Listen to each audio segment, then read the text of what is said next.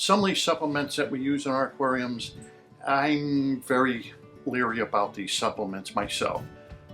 I'm not the only one though. If anyone has watched the King of Do-It-Yourself there in Canada, he's very leery too about these supplements too, and he makes mention of that in some of his videos too. He's leery about it. So I'm going to give you the nitty-gritty. Some of the things you're going to find out are things that have never been told to you about the different bacteria and things like that.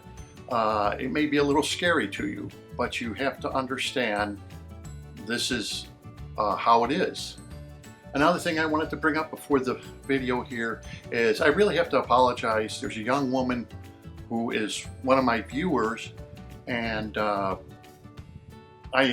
known a little bit about her from what she has said on comments and stuff like that. And a lot of people, they talk amongst each other on the comments, and I don't mind that. Okay, whatever. But sometimes trolls come up. And these people come out of the basement, you know, they're probably sitting in mommy's basement and trolling. And this is something that it's just part of the ingredients of making videos, or if you're on a forum, okay? And anyone who's been on a forum knows this, but when the comment section, I kind of have to, I don't want things to get lengthy when I make a comment or anything like that, because it's not a forum. It's a comment section. You want to make a comment, you want to ask a question that has a simple answer, I try to give it to you. If you need more of an answer, usually people will email me, because I do have that disclosed. But this particular individual got condescending with this woman. And that's one thing I won't take. There are women on here, there are children on here. Getting condescending with somebody is not permitted. I don't want that. I want this to be a friendly channel. I want people to come on. If they have a question, people seem to forget a lot of people coming on to these channels are young aquarists. They could be, you know, they could be 12, 13, 15-year-olds and stuff like that. And to get condescending with them or to start on them. But some of these people, they have just a hatred or whatever. I don't know what their problem is. That is not up to me to decide. But personally, I just had to boot the person off, because I kind of let things go, and I let it go a little too long. So that I have to apologize to this woman. That was my fault. I should have pulled the guy. I could see I didn't answer his questions, because it's like, go ahead and ask him, because I'm not going to answer you. You know, this is not a section where I have to use up all my time answering all your questions, when you can just look up a lot of what he was asking. You can just look up, Google it. You have a search engine, Google it. So I do apologize. I'm publicly apologizing to her, because I let things go too far. She's a very nice woman. She's a very advanced Aquarius. Some of her equipment is far, far more advanced than what I'm using on my aquariums even. So, you know, never judge a book by its cover. You never know who you're speaking to, because some of these hobbies out there are using some pretty advanced equipment and technology for their aquariums. So you don't know who you're talking to. And some of these aquariums are very smart, but they don't become trolls. And I know several people have made mention to me that don't let these trolls get you down. They seem to come in to everybody's channel, and they come in on forums and stuff like that. So, you know, you hate booting somebody off, but you can see they're trying to take over everything. These trolls do. And they try to take over all the comments, and they try to take over answering everybody's questions and trying to diss everything. But these people have no desire of ever trying the Anoxic Filtration System. They have no desire to know the technology about a plenum. They have no desire for any of this. They're only out there to cause havoc, chaos, and havoc. That's all they're out there for. But I notice a lot of these people, they have no desire to do it, which is fine. But to cause trouble on my channel, I'll just boot you off. I'll boot all your comments off, and I'll just boot you off. So don't waste your time on my channel is what I'm saying. If you're a troll, don't waste your time. You know, I'm not going to answer you. That is not what I'm here for. A lot of the questions people ask, I don't mind answering, but you can just tell, and I've been doing this for a long time, when these trolls come up and all they want to do is just cause chaos or occupy your time constantly because they have no life. So I'm just letting you know this got out of hand between her and him. I erased everything off of it. I apologized to her. This should have never happened. It was my fault. But if you trolls decide you want to come on my channel, I'm going to just boot you off. So now I have it where every comment now has to come through me before it's going to be posted. No comment can be posted until I look at it. Then it's going to be posted. That's how it is, and it's got to be that way because of the trolls come on and they want to destroy everything, and they want to pretend that they know so much about microbiology and everything else that they're going to tell everybody their way. And this may sound I'm bitching a little bit, but this is how the hobby gets wrecked. If they were so smart, go out and make a better system and come out with it. It's not as easy as people think. They think it's easy. It's not.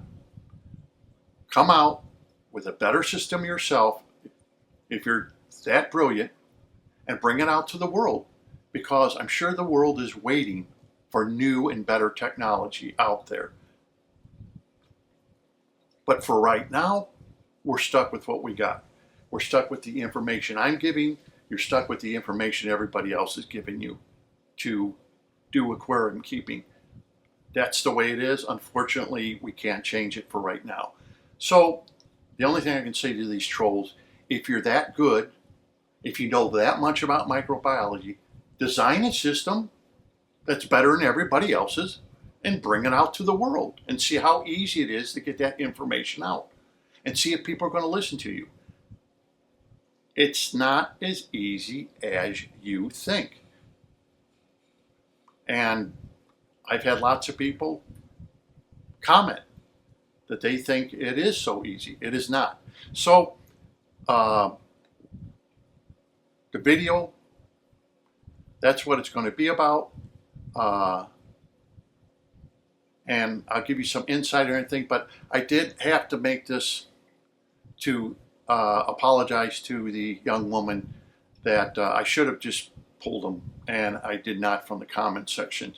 And like I said, I don't mind if you guys talk with each other, but if it gets out of hand, then it's my responsibility to make sure it doesn't get out of hand and these trolls get booted off, which I have booted off several of these trolls already, where I don't want to hear them anymore. If you don't like the Anoxic filtration system, if you don't want to do a plenum, that's fine. You know, don't make it. But don't try to convince people of your way and that I'm wrong. And like I've always said, if I'm so wrong, prove me wrong. Actually, because all I know is I have people all over the world saying they use it, it works. They send me pictures and everything. I made videos about it. I don't know, what do you want me to tell you? There's probably millions of people now using it. So what you're saying then, these trolls, is these millions of people, they're all wrong and you're right. Or either you're wrong or they're right. And now, since it's been out so long, and we do have millions of people all over the world using the Anoxic filtration system, now using plenums and things like this, I guess then it works. Does it work for everybody? Probably not. There's probably a 90% chance that it will work and only a 10% chance it doesn't.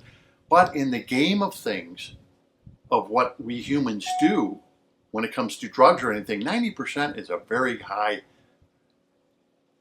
markup to say, if it works 90%, that's good enough for me.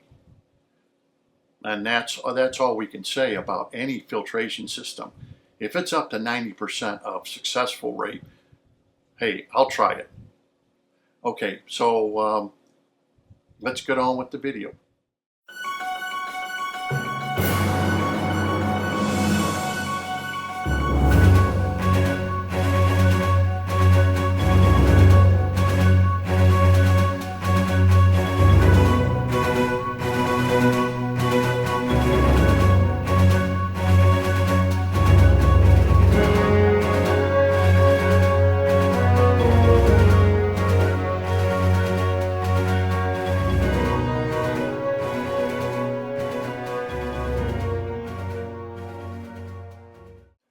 Okay, let's get down to the facts. What is known? True nitrifying bacteria are those belonging to the bacteria family Nitrobacteriacea. This strictly oxygen requiring aerobic bacteria require carbon dioxide as their source of carbon, and they can use inorganic compounds such as ammonia, nitrite as their source of energy. Because of their ability to detoxify inorganic materials, the classification nitrifying bacteria are autotrophs, which of course that just means self-feeding bacteria. You can find nitrifying bacteria all over the world. It exists in all of our waterways and in the soil and everything else. So it's very prevalent bacteria. Known are 5 ammonia oxidation bacteria. 2 of these genera contain marine strands. Also known are 3 nitrite oxidating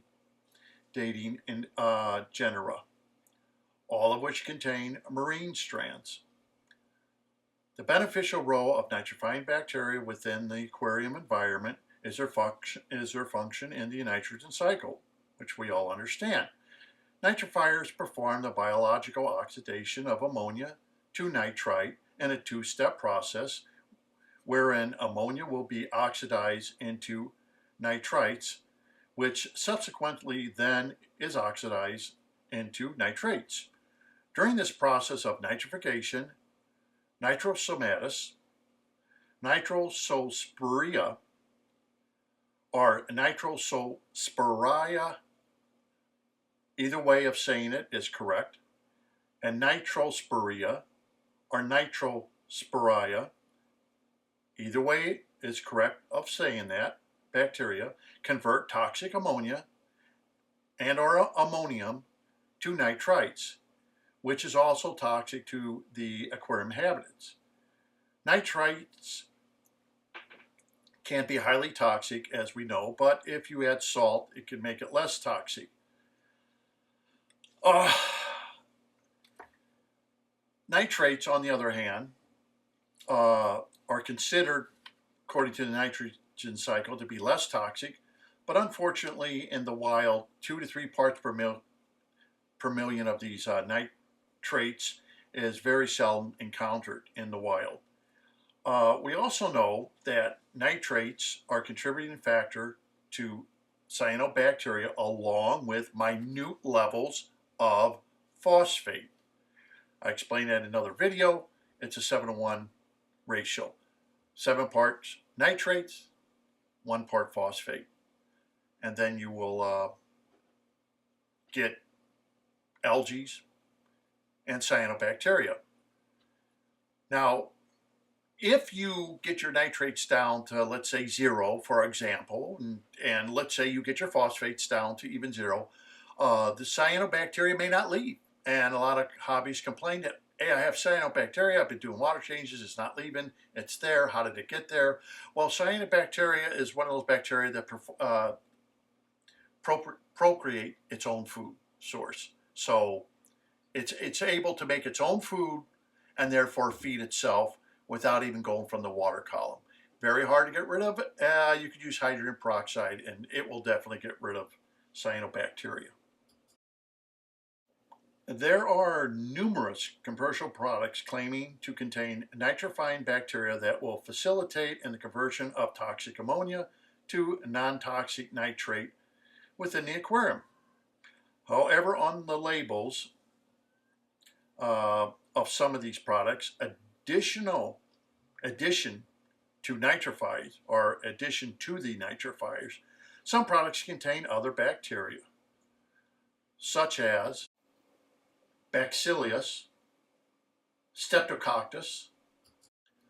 Another one is Pseudomonas, Staphylococcus, and of course we have the famous E. coli bacteria. Now we come to the main problem about these particular bacteria. They are not nitrifying bacteria and therefore cannot successfully convert ammonia to nitrates. Bacteria such as these are classified as heterotrophs. That is, they cannot utilize carbon dioxide but require one or more complex organic compounds as a source of carbon.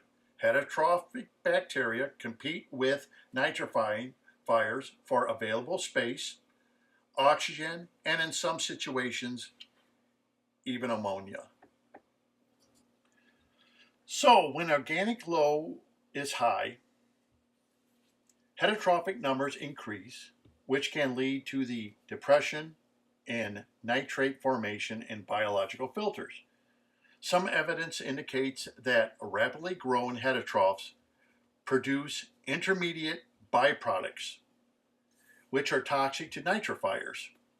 Several heterotrophs, particularly the E. coli form of bacteria, can readily convert nitrate back to nitrite. Therefore, this ability is a characteristic of a bacteria family known as Enterobacteriacea. Enterobacteriacea. Probably a name you've never heard, but Enterobacteriacea is the bacteria that falls under the bacteria that converts nitrate back into ammonia. This particular bacteria, Enterobacteriacea, is the bacteria that is in your substrate when it is put directly on the bottom of your aquarium. Now, you probably never heard this before, but that is where it falls under that. But there's a lot of heterotrophic bacteria that fall under that umbrella, okay? Which includes the E. coli and other related coli forms of bacteria, and pathogenic such as Salmonella bacteria. Reducing nitrates to nitrites commonly used as a diagnostic test more often in clinical microbiology labs. Then other bacteria such as Pseudomonas bacteria or Bacillus bacteria can further convert nitrates to ammonia. In our aquariums, nevertheless, nitrification is in reverse. Nitrates reduced to converted nitrites to ammonia. In our aquariums, nonetheless, this bacteria takes place, okay? Can cause severe water quality problems by this reduction process. Okay, so try to understand where these bacteria fall. These heterotrophic bacteria that are being used, they get introduced into your aquarium and they grow into your aquarium. They get introduced into your aquarium through means of plants. They can get introduced in your aquarium through anything that you bring into that aquarium. Plants, fish, that bag of fish that you brought in, with water, the water that it contains, these bacteria are introduced into your aquarium that way. So you do not have a sterile aquarium. You have an aquarium that's full of autotrophs and heterotroph bacteria, and they fall under different categories of what we use and what we don't use. And that's what people don't understand because it's never explained to you like I'm just explained to you. Enterobacteriacea, have you ever heard that name before? Well, that's the bacteria that's taken place at the bottom of your aquarium when you throw that substrate at the very bottom of your aquarium. And those are the heterotrophic bacteria that do a reduction process. Okay, there are bacteria that they put in bottles so you can inoculate your brand new aquarium, but they also come naturally, these heterotrophic bacteria, into our aquariums. Okay, and when they start that reversal process, this also starts a process of, at the bottom of the aquarium, understand, it starts a process with pH, and it makes your pH get more acidic. And we've seen this in natural systems where a pond or something will become so acidic in these zones where they have no oxygen that they can't even sustain life, and only certain algae can grow in that very acidic conditions. And this happens because of different reasons. Oxygen levels that drop, or organic material that's in the aquarium. Which are the right conditions for the filter that is congested with organic materials? Okay, so these populations can bloom of heterotrophic bacteria. Now, this is what we call a bacteria bloom. And a lot of us have seen this. You get an aquarium and it turns white. This is heterotrophic bacteria blooming, getting, multiplying so quickly. So now you understand, when you do throw the substrate at the bottom, what Nitrobacteriacea is not the bacteria that is growing in that portion of your filter. It doesn't go under that bacteria. Enterobacteriacea is the bacteria that grows in that section of your substrate. So that's something that most hobbyists don't understand. But now, since this is an educational station, you now understand the bacteria that's living there. And it's introduced through all kinds of different means. Nitrobacteria having long generation times get eclipsed by heterotrophic bacteria, which we know. Heterotrophic bacteria is a very quick growing bacteria, doubling even every few minutes compared to nitrifying bacteria. So that explains a lot. Okay, laboratory experiments were conducted to determine the efficiency of commercial products available to the aquarium hobbyists. The laboratory experiments tested and analyzed over 11 different products for freshwater systems. Out of the 11 products, 7 of them claim efficiency in both freshwater and saltwater, so testing under both conditions was conducted. These studies conducted were under ideal conditions, but they were studying, all these were studied under laboratory conditions. They weren't studied in an aquarium, okay? So you can understand that. These were studied under laboratory conditions to stimulate optimum growth for these particular bottles that we had. Where these conditions were done to stimulate optimum growth, where there would be no competition from heterotrophs. Because see, that's what would happen in the aquarium. If we would have tested these products in the aquarium, then we would have had to worry about heterotrophic bacteria superseding the autotrophic bacteria that we are looking for. So you understand it. We needed to keep control of this. So you need to do it in lab conditions. A meticulously maintained optimum oxygen level throughout the testing was held at a constant that was 8 parts per million. The pH was carefully controlled, and a diet of ammonia and carbon is the chemical media, which was for freshwater systems was ATC 221 was provided for your freshwater systems, and all freshwater systems were growing on this medium. Okay, while saltwater products which claimed to do saltwater bacteria also, was specifically formulated media of ATC 928. In the test, all the nitrifiers had to do was eat, grow, and convert ammonia to nitrate, and of course reproduce. All the cultures ran in duplicate and shaker baths and maintained at 27 degrees centigrade, which is about 77 degrees, 77 and 78 degrees Fahrenheit. Sterile calcium carbonate chips were added to the medium to provide attachment surfaces for the nitrifying bacteria. All the experiments produced used according to manufacturer's directions. The experiments conducted were for several weeks, which all parameters of ammonia, nitrite, and nitrate and pH measurements were every 2 days to determine the progress of nitrification. Parameters were determined by using a spectrophotometric analysis using the Hatch DR2000.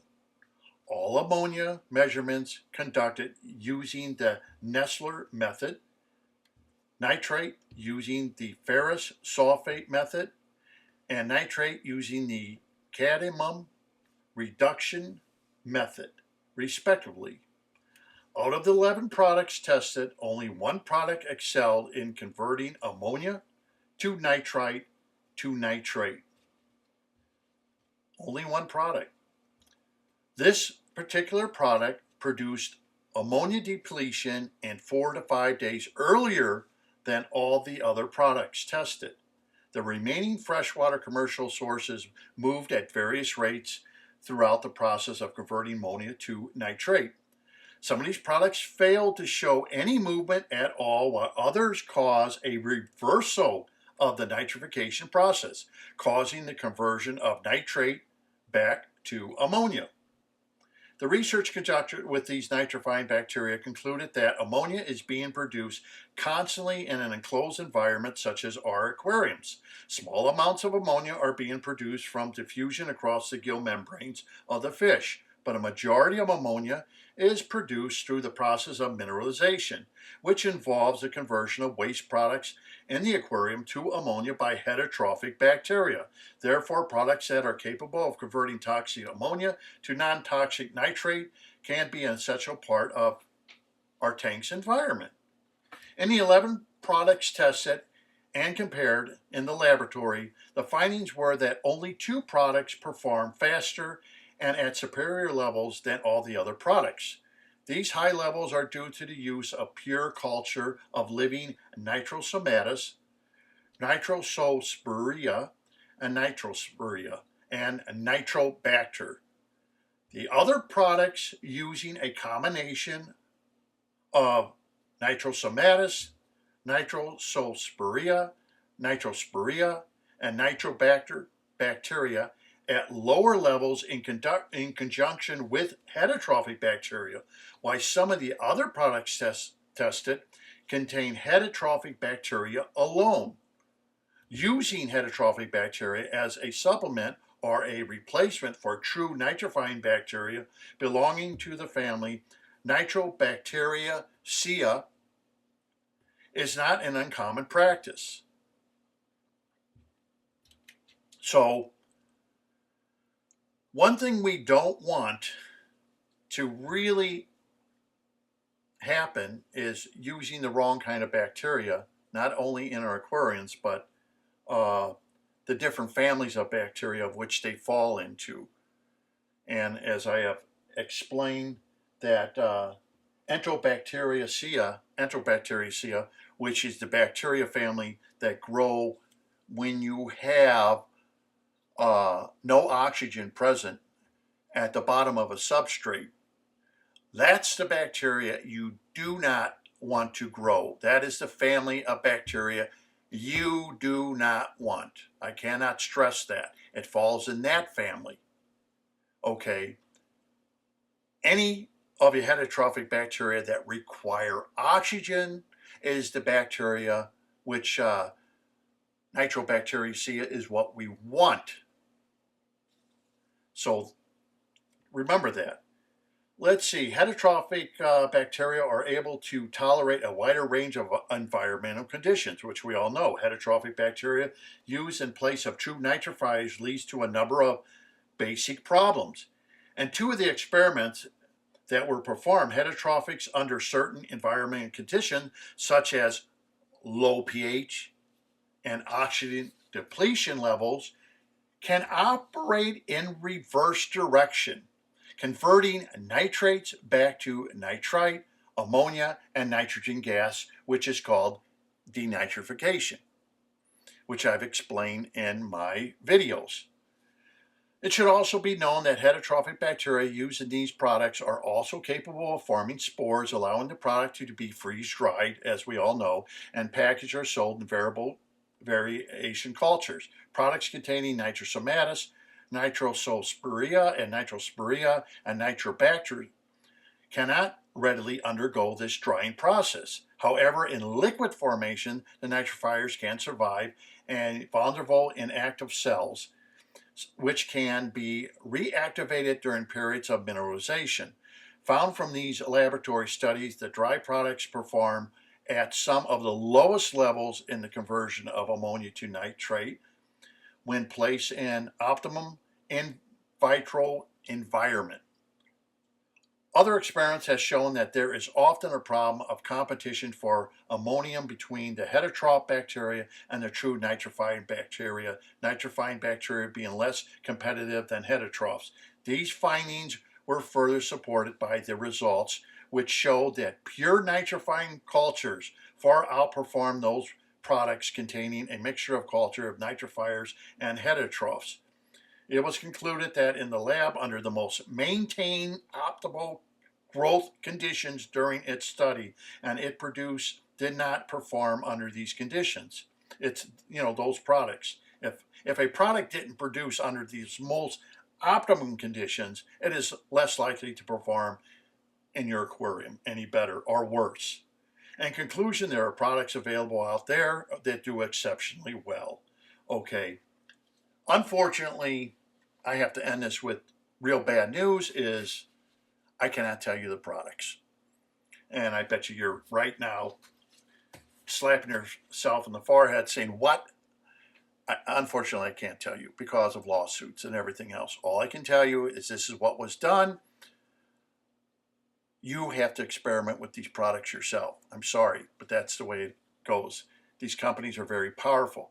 In this whole thing that I have just explained to you, I hope you understand the family of bacteria that happen, family of bacteria we don't want to grow, that will grow under conditions of non-oxygen. We want to stay away from those families of bacteria. We want to stay with the bacteria called Nitrobacteriacea. And for the hobbyists, this is what we want. We do not ever really want to go into the family of Enterobacteriacea. We don't want to go into that family of bacteria. We want to stay away from it as much as we can.